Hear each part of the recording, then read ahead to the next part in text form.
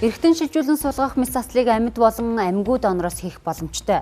Амьд донор нь нэмжлүүлэгчийн гэр бүлийн гишүүн хамаатан садан байдаг бол гэр бүлийн гишүүд дотор тохирох донор байхгүй бол амьгүй донорын хүлээгч хасаалтад бүртгүүлдэг байна. Гэвч 2024 оны 7 дугаар сараас хойш амьгүй донороос нэг ч мэс засал хийгдээгүй. Энэ төрлийн хагалгаа зогсон байдалд оржээ. За иймээс хүлээлгийн жагсаалтад орсон иргэд өдрөөс өдөрт итгэл алдарч нас барах тохиолдол гарсаар байна. Энэ талаарх мэдээллийг сэтгүүлч Эрдэнэ цэцэг дэлгэрүүлэн хүргэнэ. За орой мэнд хүргэе үзэгчтэй. Тэгэхээр донорын хүлээгч жагсаалтанд өнөөдрийн байдлаар 1000 гаруй иргэн байгаагийн 10% буюу 100 гаруй нь хүүхэд байгаа юм. Энэ хүмүүсийн хувьд амьдрал бол цаг минут өдрөөр хэмжигдэж байгаа. Тухайлбал төмөргөн хувьд бол бүр шилжүүлэн суулгах шаардлагатай донорын хүлээгч жагсаалтанд 8 жилийн үрийг үзэж байгаа ийм хүн байгаа юм. Түүний хувьд 7 хоногт 3 удаа диализын аппаратанд өдрийн 4 цагаар ордог ажил эрхлэх боломжгүй юм нөхцөлд амьдарч байгаамаа. Түүний ярианд анхаарал хандуулъя. Ер нь яг жил гарны өмнө явж хахад бол дөрвөлгийн 14-т байсан. 14 ч ягсч байгаа гэсэн үг. Тэгэхээр миний өмнө ч 1 2 3 дахь улс байгаа шүү дээ. Тэр чинь зөндөө олон хүн байгаа. Тэр бүлэгээр байдаг учраас эхлээ 1 2 3 дахь бүлэг орсон тохиолдолд одоо би одоо юу гэдэг тий орох жишээний тэр улсуудаас болсон тохиолдолд би хойшлогдно гэсэн үг шүү дээ. Одоогор бол ерөөсөн донор маань гарч байгаа байхгүй юм шиг санагдал байгаа ерөөс. Одоо өнөөдөр би ингээл очиод хэвтчих нь маргааш өглөө босоод юм хийж чадахгүй юу? Тийм шүү дээ. Тэгэхээр би 2 дахь 4 дахь хагас бүтээсээ надад хийдэг ажил гэж байхгүй шүү дээ.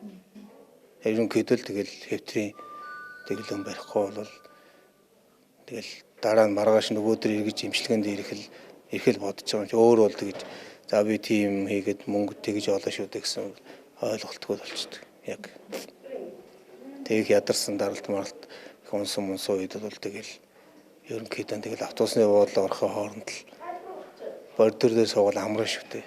Тэгж ил явахгүй бол тэгэл боломж байхгүй. За донорын тухай хууль бол анх 2000 онд батлагдаж байсан. Энэ хугацаанд нийт 4 удаа нэмэлт өөрчлөлт оруулж 2018 онд шинжлэгдсэн батлагдсан хуулиар эд эрхтэн шилжүүлэн суулгах үйл ажиллагааг зохицуулах албыг байгуулсан. Ингэснээр тархины үхэлтэй донорыг тодорхойлох 25 баг улсын хэмжээнд үйл ажиллагаа явуулж байна. Эдгээр нь одоо нийт 278 донор илрүүлсэн бол 72 нь шаардлага хангаад үүнээс 37 гэр бүл зөвшөөрсөн байгаа юм.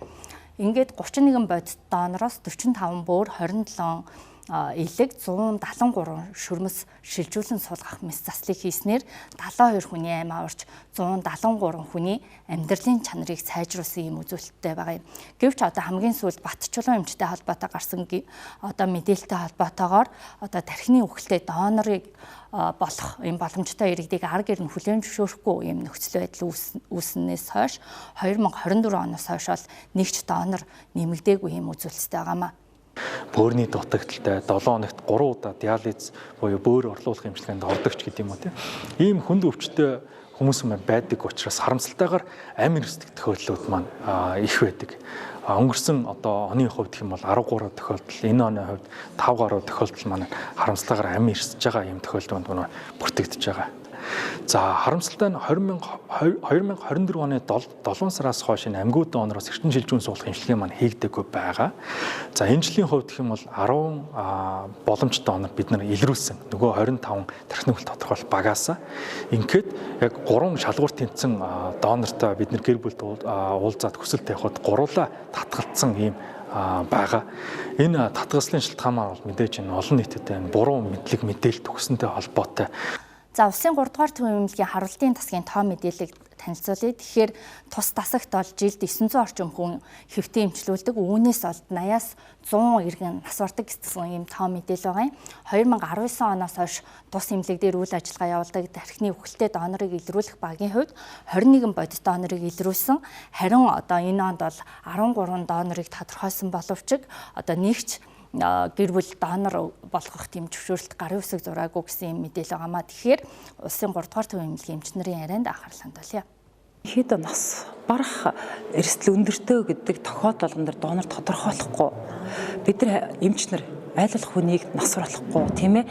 Бүрс амьдруулахын төлөө бид нар өнөөдөр хангаах ухаанд суурилсан бүх эмчилгээ, онцлогоо бүх юм хийж байгаа.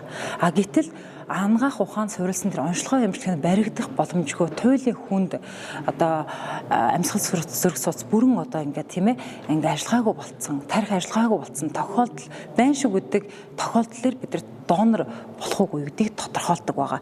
За үүнд мэдээж бид нар 55-аас доош насны хүмүүсийг бол тодорхойлдог. Донор тодорхойлох заалт гэж бас байгаа. Тэгэхээр тэр заалтынхаа дагуу энэ хүнд донор тодорхойлох үгүйг үзнэ. Өөрөөр хэлэх юм бол одоо магадгүй одоо Б вирустэй, С вирустэй, тийм ээ? Дээрээс нь хавдрын суурьтай, тийм ээ? Жишээ нь иймэрхүү одоо эсрэг заалттай хүмүүстэр бид нар донор тодорхойлохгүй. Тэгэхээр тархины үхэл болсон байна гэдгийг тодорхойлох баг дэлхийн хэмжээнд ямар стандартаар ажилтгийг бүгдийг манай улсын 3 дугаар төвөмлийн хэмжээнд батлаад гаргаад ямар багаар ямар үйл ажиллагаатай ажиллах гэдгийг бүх юм журмаараа хийгдээ явж байгаамаа. Тэгээ энэний дагуудаа бол бид нар бол одоо 27 донороос бол одоо эдгэрхтээ шилжүүлж аваад бас тодорхой хэмжээгээр хүмүүсийн амьдралын чанарт нөлөөлсөн, амьдрал хайрлсан ийм сайхан асуудлууд үүссэн байгаа. За тэгэхээр эдис эргэтэн шилжүүлэн суулгах хуулийн төсөл бол одоо Улсын хурлын чуулганаар хилцэгдэх шатантай явж байгаа. Энэ хуулийг баталснаар эргэтэн эс шилжүүлэн суулгах эмчилгээний эрх зүйн орчин бүрдэж, эмчилгээний аргууд нэмэгдэж, шинэ боломжууд нээгдэх байгаа. Мөн иргэд эх орондоо эмчилгээ хийж гадаад руу урсгах мөнгөний урсгалыг одоо багасгах ийм боломж бүрдэн. Нөгөө талаас бол одоо энэ үйл ажиллагаа шинэ төвшөнд гарах мөн одоо эс эргэтэн шилжүүлэн суулгах үндэсний төвийг байгуулах юм боломж бүрдснээр одоо энэ салбарт нэгэн агц дэвшил гарна гэдгийг мөн албаныхаа онцолж байгаамаа. Мэдээллийг хүргэлээ. Анхаарал хандуулсанд баярлалаа.